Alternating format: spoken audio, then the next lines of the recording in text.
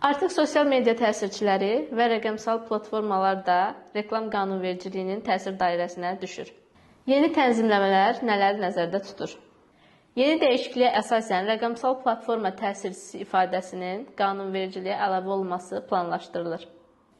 Bu şəxs öz nüfuzundan qazanc əldə etmək qarşılığında istifadə edən, rəqəmsal platformalarda reklam həyata keçirən fiziki və ya hüquqi şəxsdir. Bu anlayışdan başa düşülür ki, artıq sosial mediada olan influencerlər reklam qanunvericiliyinin tələblərinə tabe olmalıdır. Reklam yayımlayan təsirçilər reklam, sponsorluq, tərəfdaşlıq kimi açıq ifadələrlə qeyd etməlidirlər. Buna bənzər tənzimləmələr digər ölkələrin qanunvericiliyində mövcud idi. Artıq Azərbaycan Respublikası qanunvericiliyində də öz əksini tapacaqdır.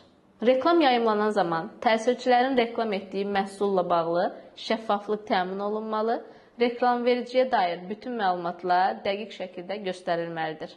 Lakin burada da bəzi qadağaları vardır. Məsələn, təsirçinin özü istifadə etmədiyi məhsulu özü istifadə edilmiş kimi təqdim etməsi, saxta hesablar vasitəsilə reklam yerləşdirməsi, lisenziyalaşdırılması və ya sertifikatlaşdırılması məcburi olan malları bu sənədlər olmadan reklam etməsi.